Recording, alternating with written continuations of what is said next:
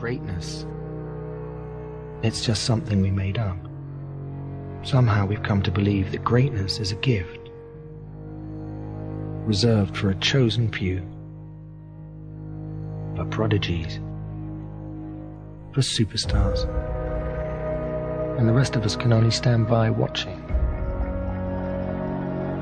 You can forget that. Greatness is not some rare DNA strand. It's not some precious thing. Greatness is no more unique to us than breathing. We're all capable of it. All of us. I always believe leaving no stone unturned. That's what makes you a champion. When you're out there partying, horsing around, someone out there at the same time is working hard. Someone is getting smarter and someone is winning. You never want to fail because you didn't work hard enough. But if you want to win, there's absolutely no way around hard work. No pain, no gain. We're wired differently. We have to set a goal that if we hit that goal, we're guaranteed to make sure all that other stuff in the middle is going to happen. Why 3 o'clock in the morning? Why don't you sleep? My appetite. I said, PT, I want more. I can do more. If I accomplish this without a father, if I accomplish this with my mom being a teenage mom, if I accomplish this as a high school dropout. How many of you believe in your life that your worst day can become your best day if you turn it around? If I can accomplish these things from this start, now that I'm at this place, knowing what I know now, what can I accomplish? And I want you to think about that.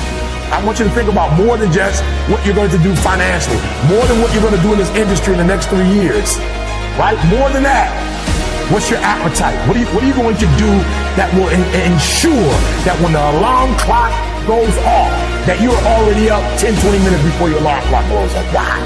You gotta grind.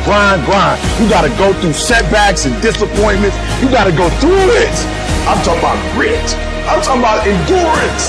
Just having more stamina than they got. In order to get to the next level, you gotta sacrifice. You gotta take risks. You gotta be willing to do by faith whatever you're asked to do. Listen to me, there are no shortcuts to success. There are no discounts to success. It's always sweat. It's always blood. It's always tears. You always have to give all to be the best.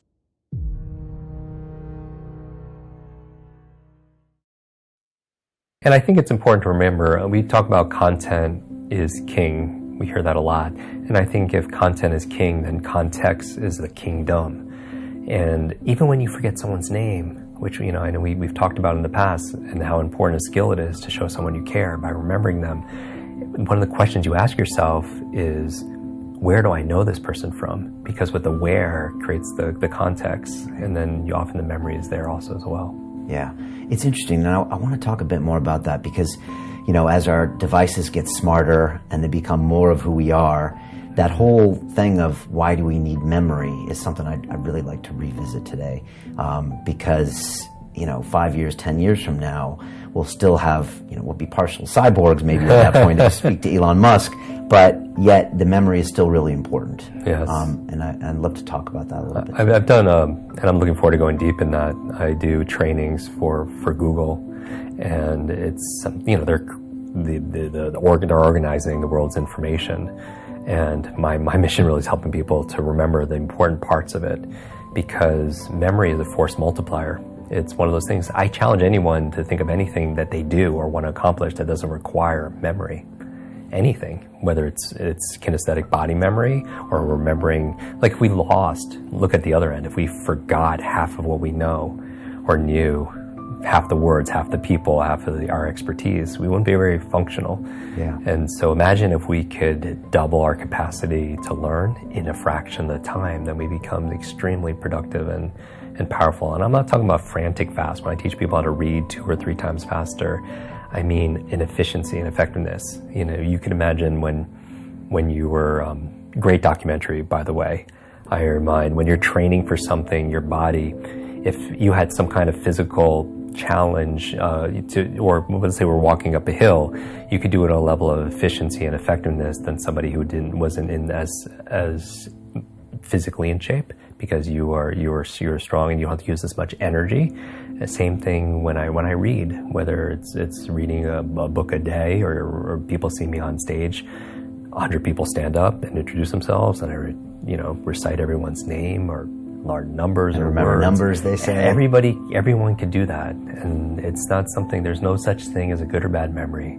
There's a trained memory and an untrained memory, and this works no matter your age, your background, your career, your education, your financial situation, your gender, your history, your IQ. None of that matters. What matters is, just like with anything, is focus and putting in the work. And so it might not always be easy, but it's so worth it. It's like describing to somebody what a rainbow looks like that has never seen a rainbow, or describing what a rose smells like who's never smelled a rose. And that's I believe people. My mission is, I believe people have genius inside of them. And I'm not talking about an IQ or number. I mean, they have strengths and talents, and I want to be able to create an environment where they could let it out, because the world needs more of that. My whole belief about the meaning of life, it's not the exact right word, but is to find out how many skills I can acquire that have utility, then put that utility to the test in service of something bigger than myself. So that's like my mission in life, right? So what are things that I should understand about the brain that would allow me to acquire more skills, acquire them faster, put them to use more effectively? Like, what are either realizations about the brain or training techniques that I should know about? A big part of this has to do with the fact that we live our lives mostly on autopilot unless we put a lot of effort into not doing that. And so... so just by getting off autopilot, but wouldn't that, so that's ultimately just sort of making new connections. So examples that you give oftentimes: drive home a new way, brush your teeth with your left hand. Yep. And I certainly do feel the impact of that. Like, from a stave off neurodegenerative decline, that seems to make a lot of sense. And you've talked about the nuns who donated their brains to science. Why, I don't know, but that's incredible. And all of them, right, had like early stage dementia, but they showed no signs. Not all of them, but a much bigger percentage than anyone thought. About a third of them. Wow. Had Alzheimer's, but it wasn't clear when they were alive, because they were so cognitively active, because they were doing stuff. First of all, they were embedded in the social network because they were living in the convents. And so they had responsibilities and conversations and so on. And that made it so that even though their brain was falling apart with Alzheimer's, nobody knew it. They didn't have the cognitive effects there. And is this at the center of your upcoming book, Livewired? Yeah, it's the theme of that book is that you can't really think about the brain as hardware, and you can't think about it as software. It's this weird other thing that I call liveware, which is that it's constantly reconfiguring its own circuitry. So everything that you learn, every little thing changes the pattern of circuitry in your brain. So when you first learned that my name was David, that's underpinned by a physical change in the structure of your brain, which is wild. That's crazy. I mean, every single thing that you learn. I can tell you can make your brain work better in a week. You can make your heart more coherent. You can change the field around your body. You can strengthen your immune system. You can change your gene expression. You can lengthen your life. You can create so many oxidative changes in your cells. We have great research to prove that. That's the truth of who you are. That's the truth, that miracle within you. That evidence is the backbone that gives people permission to try it out. It's the language. Then you see someone standing on the stage telling their story in testimony, whether it's stage 4 cancer, whether it's MS, whether it's blind people seeing, deaf people hearing. You can't go back to being the same person after that. Evidence is the loudest voice. And so then when we begin to make those inroads, and the footprint exists in consciousness, and you're witnessing it in three-dimensional reality, the illusion of limitation begins to change. And now all you want to do is you crave the unknown. So people in our work don't get up in the morning and go, oh God, I got to do my meditation today. No, they're not doing that. Their body is waking them up, saying, get out of bed, because they don't want the magic to end. And when you start seeing the gap between cause and effect, thought and experience, closing down. You're moving closer to the divine. And when that happens, all the things you thought you want, you no longer want, because the overcoming process leading to who you become, nobody can take that away from you. So we practice it in our seated meditations. We practice it standing and walking. You got to walk as it. And you better be able to embody it and practice doing it with your eyes open. So when you return back to your life, when you walk from your house to your car, you're walking in the energy of your future. And if you keep doing that, it's going to become a habit. And people are going to start looking at you going, something's different about you. You know why? Because you're no longer showing up equal to their memory of you. Something's different about you. You're unpredictable. It's not what you're saying any longer. It's who you are. And so that person then is off their timeline. They're not headed to that same future. And all I want to do in a week-long event is bump everybody off that timeline into a new future. Some people, huge degrees. Stage 4 cancers, tumors disappearing. You listen to that story of the person on the stage. Your next meditation, you are not going to go half in. You're going to go all in. And that's all I want, I want people to go all in. I want to provide people with my greatest understanding of the truth, and then numerous opportunities to experience it, nothing more. And when the magic starts to happen, it's beyond, way bigger than me, it's beyond my control. All I want to do is provide the environment where they feel safe enough to begin to create. When there's no safety net, people perform better in sports and everything else if you don't have a plan B. So we have to pay more attention to the negative, because the negative can stop people who are trying to make a difficult life decision.